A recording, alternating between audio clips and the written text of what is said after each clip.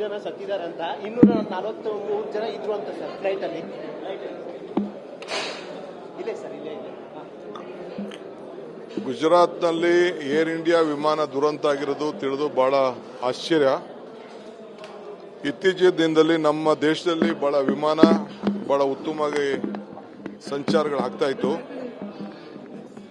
But ಈಗ ನಾನು ಕೆಲವು ದೃಶ್ಯಗಳನ್ನ ನೋಡಿದೆ, ಬೆಂಕಿ ಹತ್ಕೊಂಡು ಉರಿತಾ ಇತ್ತು. ನಾನು ಭಗವಂತನಲ್ಲಿ ಪ್ರಾರ್ಥನೆ ಮಾಡ್ತೀನಿ, ಹೆಚ್ಚಿಗೆ ಸಾವು ಆಗಬಾರ್ದು ಈ ದೇಶದಲ್ಲಿ. ಇದು ನಾನು ಅವ್ರಿಗೆಲ್ಲ ಭಗವಂತ ಆತ್ಮಕ್ಕೆ ಶಾಂತಿ ಸಿಗಲಿ. ಏನು ಹೆಚ್ಚು ಕಮ್ಮಿ ಆಗಿದೆಯೋ ಅನ್ನೋದನ್ನ ಖಂಡಿತ ನಮ್ಮ ಸಿವಿಲ್ ಏವಿಯೇಷನ್ ಅವರು ಕಂಡುಹಿಡಿತಾರೆ ಅಂತ ನಾನು ಭಾವಿಸ್ಕೊಂಡಿದ್ದೇನೆ. ಇದು ಬಹಳ ದುರದೃಷ್ಟಕರ. ನಮ್ಮೆಲ್ಲ ಕರ್ನಾಟಕ ಸರ್ಕಾರದ ಸಹಾನುಭೂತಿ, ಪ್ರಾರ್ಥನೆ, ನಮ್ಮ ಪಕ್ಷದ ಪ್ರಾರ್ಥನೆ ಎಲ್ಲ ಕೂಡ ಅವ್ರ ಮೇಲೆ ಇರ್ತದೆ. ಸರ್, ಅದರಲ್ಲಿ ಕನ್ನಡಿಗರು ಇದ್ರು ಅಂತ ಮಾಹಿತಿ ಇದೆ ಸರ್.